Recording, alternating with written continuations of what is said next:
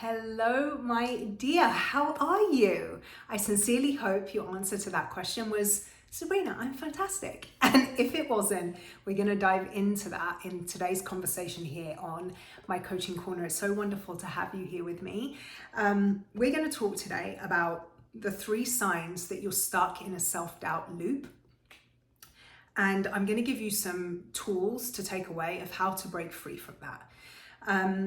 I hear from women so often that the things that break their ability to live into the life that they so desperately want to live, whether that's in their health, in their finances, in their relationships, in their career, is that they find themselves not being able to take the action they know they need to take to live that quality of life, whether it's to go and get the qualification, to go and get re-educated, to have those tough conversations, to break free from that emotional eating spiral, to have the willpower and the consistency to work out, to do the actions necessary to build the business, come up with the business plan and execute on it.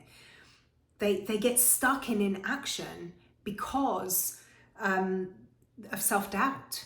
They don't believe in themselves enough to do what is necessary.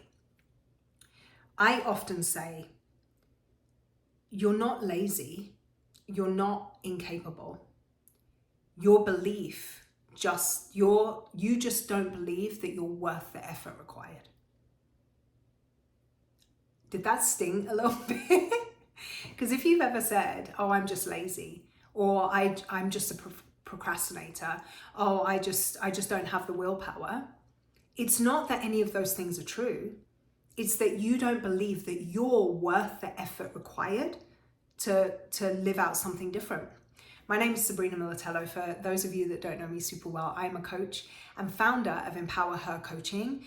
And I'm here to have these hard conversations with you so that you can be empowered enough to move forward and build and create and formulate the life that you can't stop thinking about. That's my purpose here, all right? So the 3 signs that you're stuck in a self-doubt loop are, number 1, procrastination. Procrastination. You say you're gonna do the thing, you don't do the thing. You say, by this date, I'm gonna have X, Y, and Z complete. And by that date, X, Y, and Z are not complete. And you have all the justifications, don't you? You have all the reasons, all the, dare I say, excuses, and they all seem perfectly reasonable in your mind. But at the end of the day, 3 months later, 6 months later, a year later, and your life isn't looking any different, even though that's what you say you so badly want. 2020 is going to look like 2022. 2024 is going to look like 2025. And 2030 is going to look like 2025 if you don't do something different.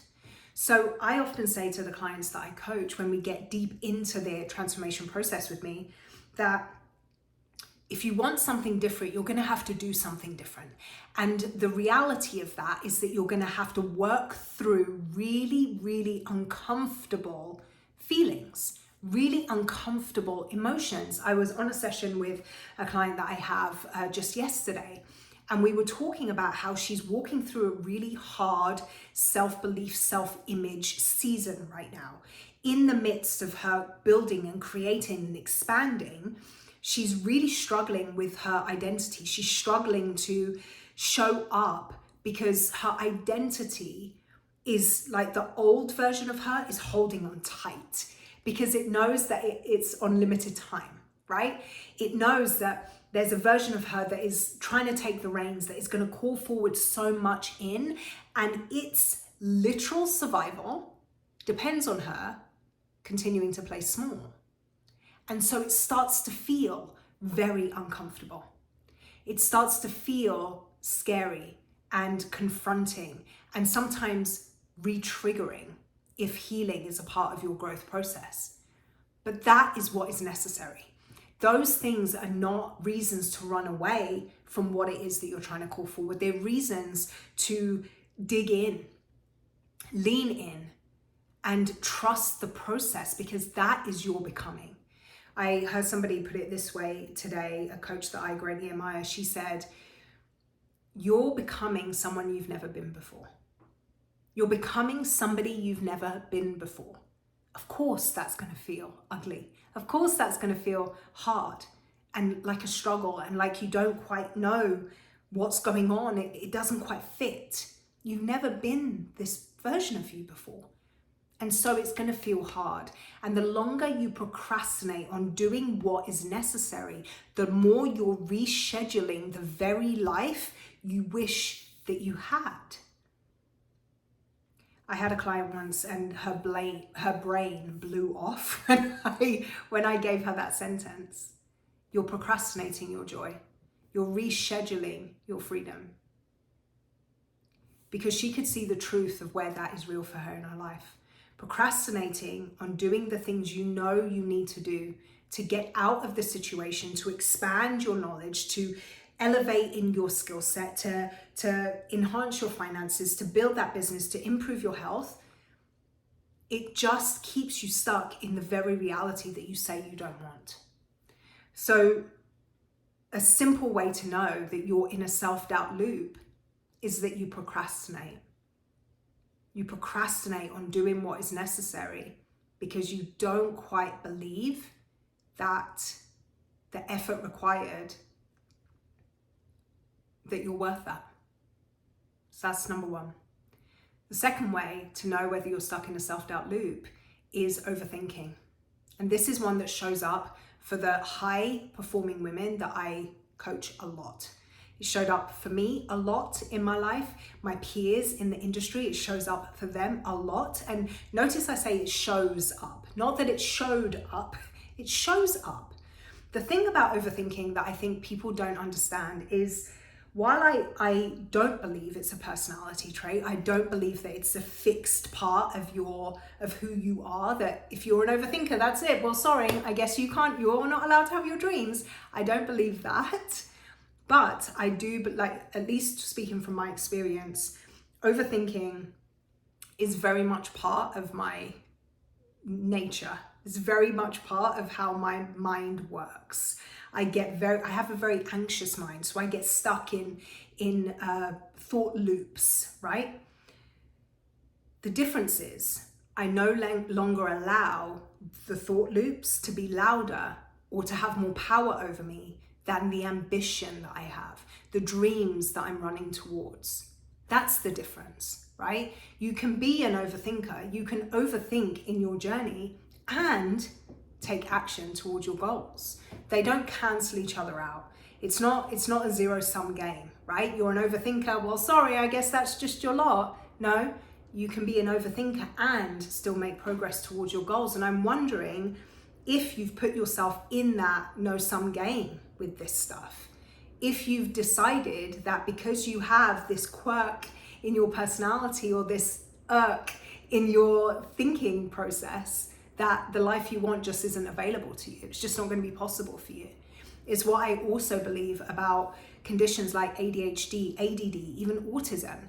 I truly believe that these are not upper limits to our capability. Are we going to have to find different ways of operating? Yes. Are we going to have to navigate a world that is not built for us to be successful? Yes. But that doesn't deny your ability to have success in your life, whatever you've decided success means. It may be harder. It is certainly different, but it doesn't mean that it's not possible. And I think we need to understand that and really allow ourselves to have a two-minded approach to struggle. Just because something's hard for us or more difficult for us than it might be for other people doesn't mean that the path through it is not available to us. Can you see what I'm saying?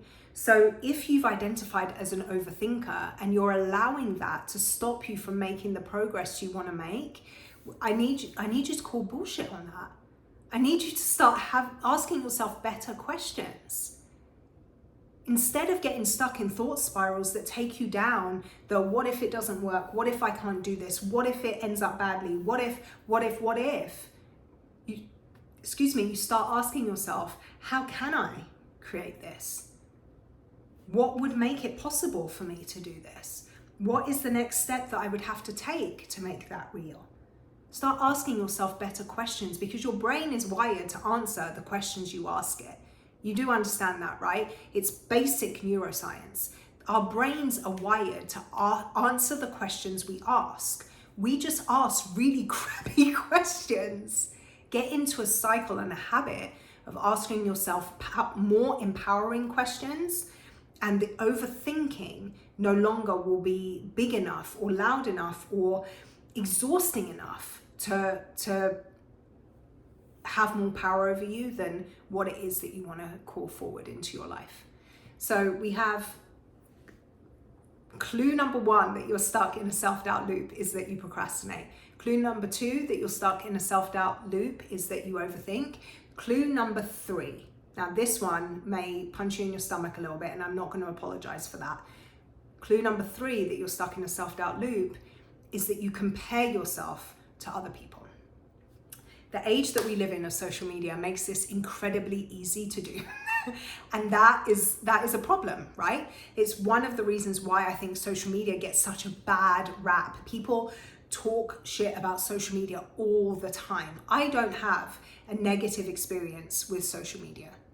I do sometimes compare myself to the people that I admire, because I follow people that are aspirational to me, people that I admire, people that I look up to. So sometimes I do have that comparison trap, but social media for me is not a negative place to be, because the algorithm doesn't feed me negativity, because I don't look for or buy into negativity, first of all. But second of all, I've learned and I've taught myself to use those people that I admire as inspiration rather than flagellation. Rather than allowing their success to say something about my lack of ability, I use their success as proof that success is possible.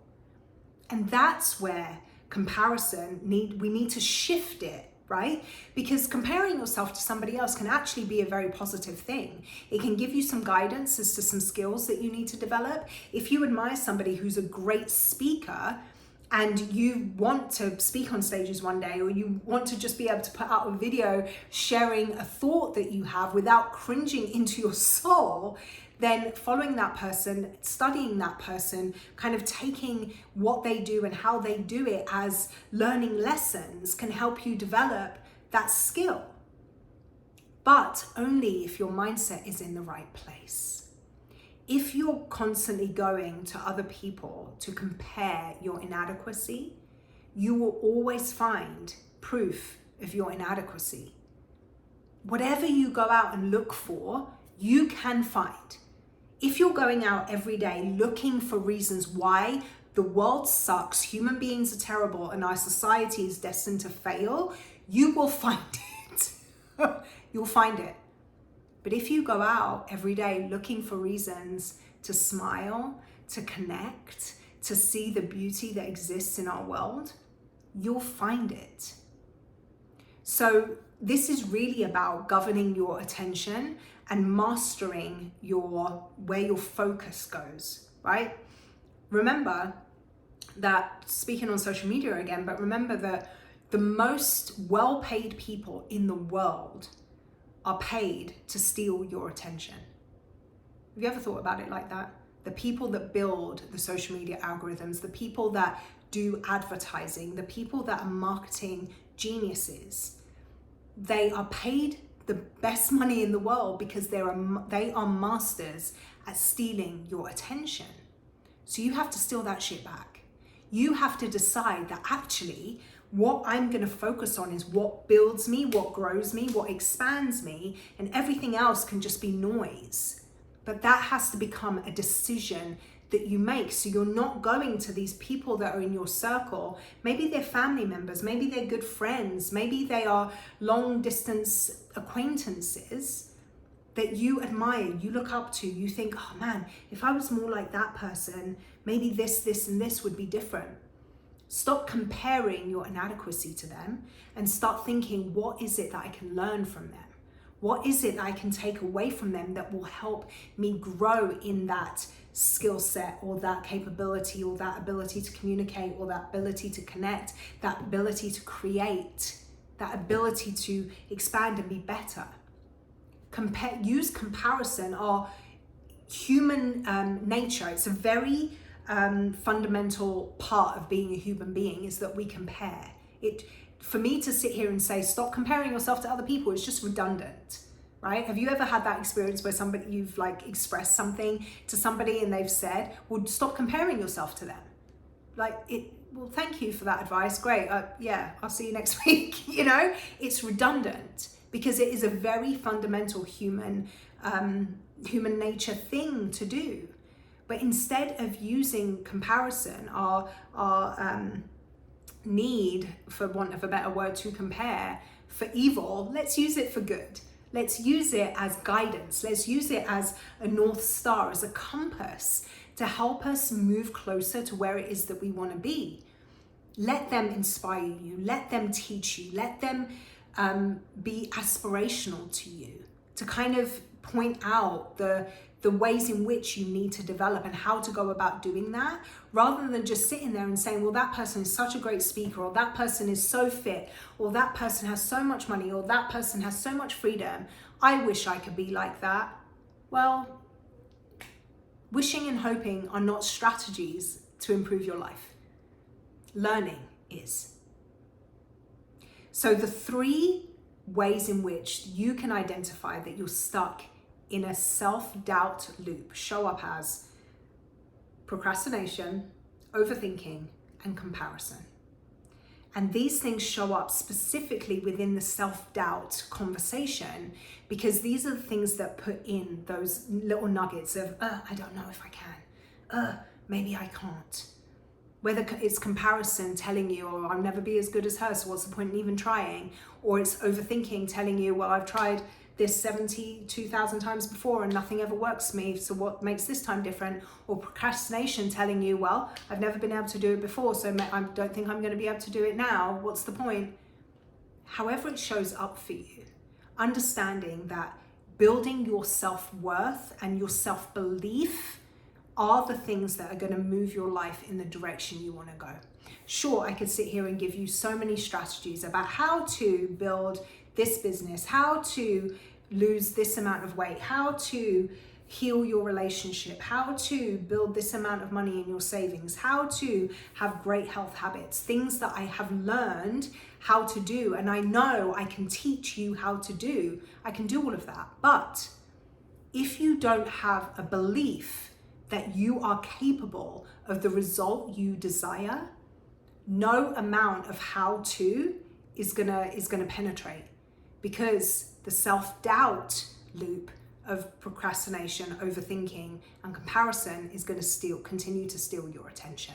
All right, so work on these things. I really want you to work on these things. I have a freebie, and I'll attach it in the show notes down below in the comments, that's really going to help you work on this self-doubt issue.